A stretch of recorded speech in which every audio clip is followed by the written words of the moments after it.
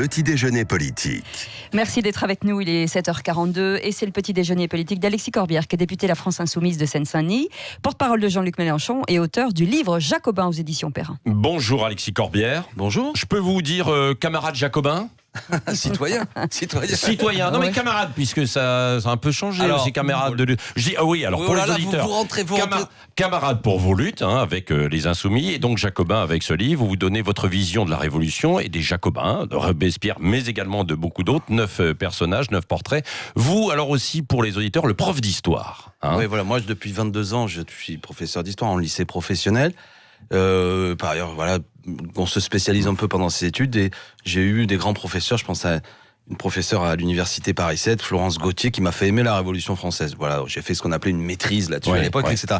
Bon, le goût m'est resté. Puis après, j'ai rencontré Mélenchon, qui a fait du jeune homme un peu révolutionnaire d'extrême gauche que j'étais, un homme qui m'a dit mais il faut aimer l'histoire de France.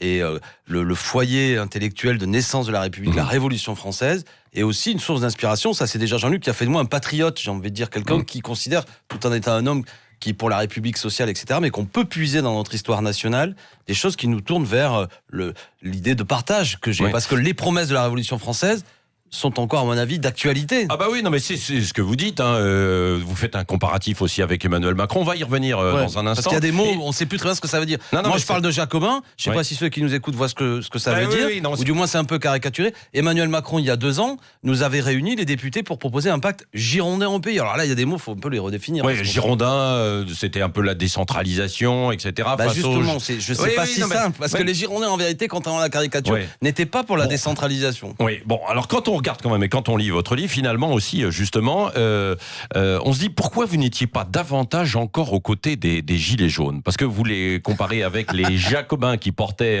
un gilet rouge, la Carmagnole avant d'être chant. Ça c'est génial, par exemple. La grande chanson révolutionnaire qu'on connaît tous. Chantons la Carmagnole, vive le son du canon. Qu'est-ce que c'était que cette Carmagnole? C'était un gilet. C'était un gilet rouge. Donc j'ai trouvé, c'est un clin d'œil, le fait que toutes ces idées reviennent avec le symbole aujourd'hui du gilet jaune et ces Jacobins étaient vus comme à travers ce symbole du gilet rouge. Bon après, attendez, premièrement, vous me brisez le cœur quand vous dites qu'on n'a pas assez soutenu des gilets jaunes, parce que je pense mais pas en permanence, si. Si, on l'a été, mais je vais vous dire une chose. Moi qui étais dans les premières manifestations du gilet jaune, la nature des gilets jaunes mettait à distance, et c'est sans doute ce qui a fait sa force, les organisations politiques. Et moi je me souviens être allé dans des manifestations de gilets jaunes, notamment au début, et j'en disais, qu'est-ce que vous faites là, vous les députés, etc. Et il y avait besoin de rediscuter. Mais moi après on a établi des liens. Moi je trouve qu'un homme formidable, et un homme comme Jérôme Rodriguez, que je connais, que Raquel Garrido, qui vous savez m'accompagne, connaît plus, c'est des belles personnes qui ont un discours politique, et il y en a plein d'autres, tous ces visages en province, de gens, de femmes notamment, de femmes, j'oublie pas, parce que je trouve que même, je digresse, mais la manière dont la police aujourd'hui fait les choses, la dureté dans les manifestations, la présence des casseurs, a un peu virilisé les gilets jaunes, masculinisé, alors que ce qu'il y avait de fort aussi dans ce mouvement, qu'on retrouve aussi pendant la Révolution française, c'est que souvent, les femmes sont en première ligne sur des questions sociales, sur des questions de fin de mois, et après aussi sur des questions politiques. Oui, c'était les femmes qui réclamaient du pain, et là, c'était un peu les femmes qui réclamaient finalement les fins de mois et qui dénonçaient la cherté de l'essence. Exactement. Non, mais c'est amusant. Les 5 et 6 octobre 1789, celles qui vont chercher le roi à Versailles, le ramènent à Paris et il y restera pour lui faire en quelque sorte signer la déclaration des droits de l'homme qu'il ne veut pas. Ce sont les femmes. Elles jouent un rôle déterminant. Les femmes toujours au premier rang dans les grands moments de l'histoire républicaine et sociale du pays. Ne les oublions pas. Moi j'y consacre juste un petit chapitre. Je vais te dire 2 noms, ne les oublions pas. Pauline Léon, Claire Lacombe. On parle beaucoup d'Olympe de Gouges, mais elles ce sont des femmes populaires. Pauline Léon, c'est une chocolatière, petite commerçante, etc. Mais une femme fantastique qui veut porter les armes, qui intervient, qui subit le machisme de son époque, même de la part des Jacobins. Parce que les Jacobins, ils sont enfermés dans les préjugés. Évidemment, ils sont pour le droit de vote, pas censitaire, mais le droit de vote masculin. Moi, je idéalise personne, je cherche à. Oui, c'est vrai. Alors, à propos de Gilet jaune, Manuel, le Gilet jaune qui a été blessé, il refuse son audition par le l'IGPN. Il n'a pas confiance. Il a raison de ne pas avoir confiance. C'est désolant, mais je le comprends. Jean-Luc Mélenchon et Adrien Quatennens l'ont eu hier au téléphone. Il faut se mettre à la place de cet homme quand même. Je veux dire, toutes les images sont là. Le type est dans la manifestation, c'est pas du tout un violent. Il s'est fait défigurer.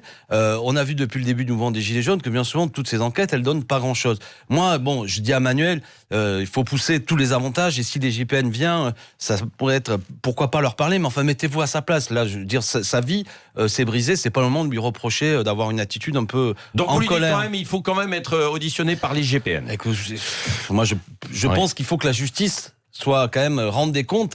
Ce qu'il y a quand même de saisissant depuis un an de ce mouvement des Gilets jaunes, c'est le fait qu'elle est assez lente pour vraiment poser des sanctions. Moi, je vais dire les choses clairement. Ouais. Je désapprouve le fait qu'il y ait des casseurs dans les manifestations. Je condamne cette violence. J'observe qu'en plus, dans la grande partie, dans toutes les villes de province, les manifestations des Gilets jaunes sont passées tranquillement. Mais une fois qu'on a dit ça, franchement, l'attitude des forces de l'ordre depuis le début, en raison de consignes qui leur sont données, ne participe pas à créer les conditions d'apaisement. Non, mais c'est important d'être dit parce que le nombre, on n'a jamais vu. C'est le journaliste David Dufresne qui dit le nombre de blessés actuellement est équivalent au nombre de blessés en 20 ans de mobilisation sociale. Et ça, au bout d'un moment, bon sang, c'est LBD. Vous savez, c'est une balle de défense qu'on tire à tir tendu dans des visages. On en est à 25 éborgnés, des mains arrachées. Oh. Et il est où Castaner là? Et ça va pas, ça. On a le droit, on doit avoir le droit de manifester dans ce pays sans risquer d'être défiguré ou mutilé à vie. Oui.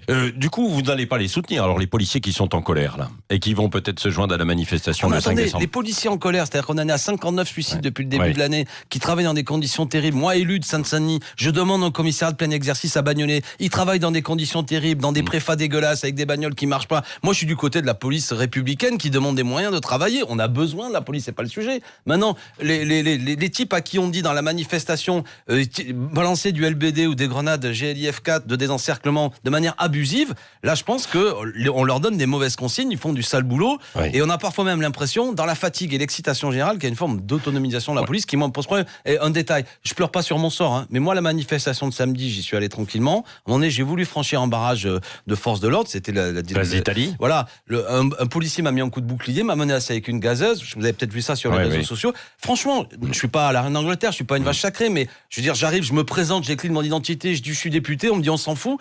Ce n'est pas normal comme attitude des forces de l'ordre. Ce n'est pas normal. Je suis pas un casseur. Oui, Alexis Corbière. Alors les hôpitaux, venons-en à l'actualité. C'est le même sujet que sur les policiers, c'est-à-dire la dégradation du service public. Il y a des suicides aussi dans les là, le plan d'hier. De ce que j'ai compris, ce que disent l'ensemble des organisations syndicales des personnels, honnêtement, ils demandent 300 € d'augmentation. Là, je parle vraiment à la base, ceux qui gagnent 1400, 1500 €, ils demandent 300 € d'augmentation. Si j'ai bien tout suivi, c'est 66 € potentiellement d'augmentation pour certains qui sont en région parisienne, pour d'autres catégories qui s'occuperaient des personnes âgées. Il n'y a pas une création de personnel, il n'y a pas une ouverture de lits. Bon, et après, il y a un jeu qui est qu'une partie de la dette est reprise, mais franchement, c'était pas dans le cœur des revendications du mouvement. En même temps, il y a un petit bouger, comme dirait l'autre. Moi, je trouve que c'est un encouragement parce que la mobilisation continue, avec notamment pour ligne de mire, cette journée du 5 décembre qui concerne les retraites, mais qui aussi porte en elle l'idée qu'il y en a marre des régressions sociales. Qu'est-ce que ce doit être, cette journée du 5 décembre, Alexis Corbière? Le dossier, ce sont les retraites. Ce que met en place le gouvernement, notamment porté par Jean-Paul Delevoye, qui est ce commissaire, haut commissaire en charge de la réforme des retraites. On vous embrouille, on vous dit beaucoup de choses, mais revenons à l'essentiel. Ce qui est proposé par le gouvernement, c'est que vous travaillez plus longtemps, que vous devriez travailler plus longtemps pour bénéficier d'une retraite complète. 64, 65, peut-être même 66 ans, voire même 67 ans. J'écoute encore Monsieur Delevoye. Ça veut dire que dans beaucoup de professions où il y a des carrières brisées, etc., vous n'aurez pas une retraite complète. Donc il y aura encore plus de retraités pauvres dans le pays. Ou alors pour les cadres, il y aura le business florissant pour compléter votre retraite des assurances privées. Bref, il n'y a rien à gagner. Ce qu'il faut, c'est élargir l'assiette de cotisation pour notre système de retraite. C'est-à-dire, aujourd'hui, si on est à 14% du PIB pour financer les retraites, on peut augmenter. Moi, je vois qu'il y a quand même des bénéfices qui sont reversés aux actionnaires avec des taux records actuellement. On peut imaginer d'autres systèmes. La question de la retraite, honnêtement, c'est dans quel type de société on veut vivre. Moi, je pense qu'aujourd'hui, l'âge moyen en bonne santé, c'est 63,7 ans.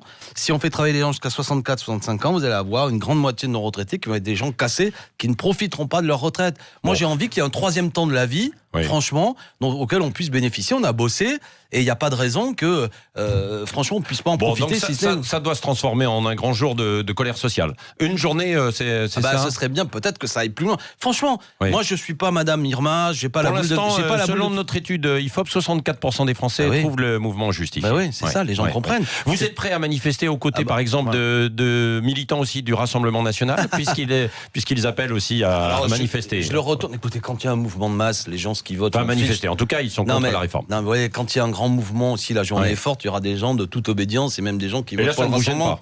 Mais parce que le grand mouvement populaire, c'est comme sur les Gilets jaunes quand on y est allé. Moi, ce qu'il y avait de formidable dans les Gilets jaunes, on discute avec des gens qui me disent moi, je vote Le Pen. Bah, discutons. Pourquoi tu votes Le Pen ? Le Pen, elle est pas pour l'augmentation du SMIC. Le Pen, en vérité, elle porte pas justement sur les retraites. Ça a été extrêmement flottant leur position. Mais je m'en fous. La question à l'heure actuelle, c'est pas je sais pas pourquoi on me posait la question. C'est est-ce que il y a un peuple qui se lève pour dire ne touchez pas à nos acquis sociaux, défendons le service public. Il n'y a pas de raison, alors qu'on voit bien, par exemple, les réformes de Macron, il y a un premier bilan de l'INSEE qui montre que les 0,1% les plus riches ont bénéficié d'une augmentation de 23 000 euros sur l'année. Il n'y a pas de raison qu'aujourd'hui, ce président des riches met en place une politique pour une minorité et que l'ensemble des gens, ce qu'on leur a proposé, vas-y, bosse coco jusqu'à 66, 67 ans. Non. Et pourtant, il a beaucoup sorti le chéquier, hein, quand on regarde quand même le président depuis pour un les an. Riches, indiscutablement. Pour les riches, oui. Mais il avait essayé il va à Amiens aujourd'hui, il avait mis en place un repreneur en quelque sorte. Alors, attendez, un mot sur Amiens. Je vous annonce un truc à ce micro. Est-ce que vous savez combien de forces de l'ordre sont déployées pour ce voyage de 48 heures du président de la République ? Non, mais vous allez me dire. Les forces de l'ordre dans la Somme, c'est 503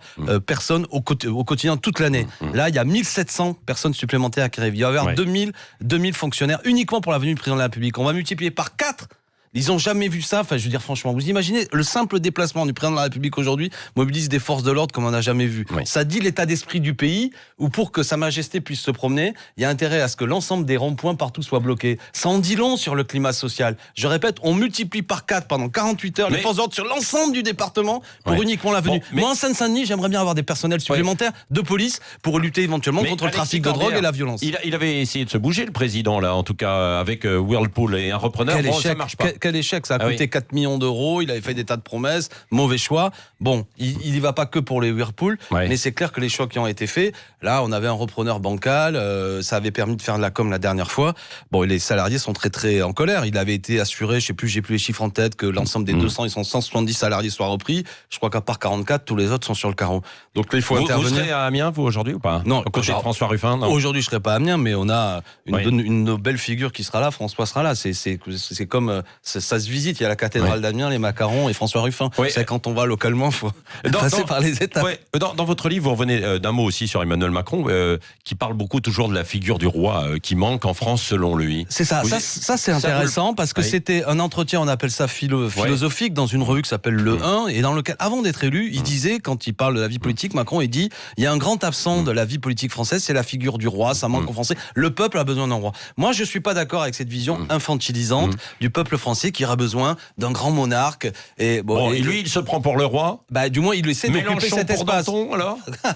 Et vous, pour Marat, non, vous avez de l'admiration pour Marat. Oui, mais j'en parle pas dans le bouquin. Non, moi, alors, s'il devait retenir des personnages, et j'invite chacun, s'ils ont le temps, lisez-le, vous découvrirez des gens. Non, moi, j'aime bien Jean-Baptiste Belay, le premier esclave libéré de Saint-Domingue, qui vient le 4 février 1794 devant la Convention pour l'abolition de l'esclavage. Ne l'oublions pas. J'ai parlé des femmes. Bertrand Barrère, qui est celui qui va pour la première fois penser un grand plan de lutte contre la pauvreté. Je parle de Robespierre, tout le temps, on ne sait plus très bien ce qu'il a proposé, mais là, je prends un discours en 92 où il a l'idée d'une république sociale, du fait que les prix doivent être limités, qu'on peut pas laisser le libre marché, le laisser faire, la vision libérale en quelque sorte du premier temps de la Révolution. Et il y en a beaucoup d'autres, y compris, reparlons de ce terme aujourd'hui qui fait peur, de la terreur. Qu'est-ce que c'était à travers Georges Couthon, des mesures d'exception. Non mais moi, j'idéalise pas, je dis seulement, je termine sur une chose. On peut pas faire aimer la République si on fait détester la Révolution française. Et j'observe que les grandes émissions dans le service public, souvent d'histoire, nous parlent des têtes couronnées, des courtisans, on sait tout, des maladies de l'État, de Louis XIV et de tous ces fistules, etc., dans des émissions de service public, mais on sait plus seulement quels étaient les idéaux et les grandes idées de la Révolution française qui sont le moment fondateur du pays. Et bien justement, des Jacobins, finalement, quand on regarde, on ne retient que la brutalité et l'autoritarisme. Comment faire aujourd'hui pour que ce ne soit pas le cas pour le mouvement des Gilets jaunes ? Alors, le mouvement des Gilets jaunes, il n'est pas brutal, il porte des revendications sociales. Non, c'est l'atmosphère qui est brutale. Voilà, non, mais parce que c'est souvent une vieille ruse qui vise un peu à bestialiser le peuple quand il se mobilise. On le montre hurlant, y compris dans l'iconographie, des femmes hurlantes, la poitrine débraillée, etc. Et on a tendance, dans un jeu bien compris, où on peut trouver d'ailleurs des gens pour faire ce ping-pong, la répression policière qui amène à ce qu'il y ait plus de violence, et cette violence qui amène à ce qu'il y ait plus de répression policière. Et on en revient à ce qu'on disait tout à l'heure, où on évacue le peuple pour être dans une confrontation entre casseurs et policiers. Bon, donc à nous, là-dedans, c'est très difficile, hein, parce que aussi la colère sociale, quand elle s'exprime, c'est pas toujours très raffiné, parce Mais que c'est les à gens vous n'ont ras le d'apaiser bol. aussi. Oui, et d'apaiser aussi, de donner confiance à ce mouvement et de pas tomber dans tous les pièges. Bien souvent, moi, je me fais inviter dans des émissions de télé où la seule chose qu'on dit, c'est une voiture qui brûle, on sait plus pourquoi les gens se sont mobilisés. Donc, il faut essayer parfois de remettre de la clarté dans tout ça. C'est ce qu'on essaie de faire dans les Gilets jaunes. Ils ont exprimé des revendications, la question démocratique, la critique de la Ve République, le RIC. Vous, en plus, sur radio, je crois que vous avez aussi fait écho de tout ça. Je veux dire, bien sûr, bien sûr. et je vous en félicite. On donne la Non, parole mais à tout c'était le monde. important de sortir de cette caricature du gilet jaune, de la même façon qu'il faut sortir la caricature du jacobin. Bon. Les jacobins, dans des conditions particulières, une armée étrangère, l'armée autrichienne qui envahit le pays, des régions entières qui se soulèvent, les piémontais qui sont en train de franchir la frontière, etc. Ils cherchent dans ce contexte particulier à mettre en place quelque chose dans un pays où il n'y a pas de tradition démocratique, il y a des lois d'exception, qu'après coup on a appelé la terreur. Je ne les justifie pas, mais je les recontextualise. Et de la même façon que les gilets jaunes, dans un contexte de libéralisme brutal, etc., ils cherchent à faire entendre ce qui est la vérité du pays. J'ai envie de dire, c'est-à-dire des gens modestes, portés à l'écart de tout, qui galèrent, etc., et qui disent bon sang, ne nous oubliez pas, c'est nous le peuple. Merci, je pense assez fort. Alexis Corbière, on a dépassé le temps là. Excusez-moi, on parlait de la FDJ. C'est pas grave. Hein, c'est dingue, hein, la marchandisation même des jeux qui souvent a du succès parce que les gens galèrent et ils misent leurs pauvres sous pour essayer de faire leur lendemain meilleur. Franchement, c'est assez scandaleux. Comme Aéroport de Paris. Les copains, signez la pétition Aéroport de Paris, elle est en ligne. Attendez, vous allez revenir, mais parce que c'est ça, Sud Radio, on a la parole. Alexis Corbière, Jacobin, les inventeurs de la République. Coupez-lui le micro, restez Allez. avec nous, 7h59. 5h-10h, le Grand Matin Sud Radio.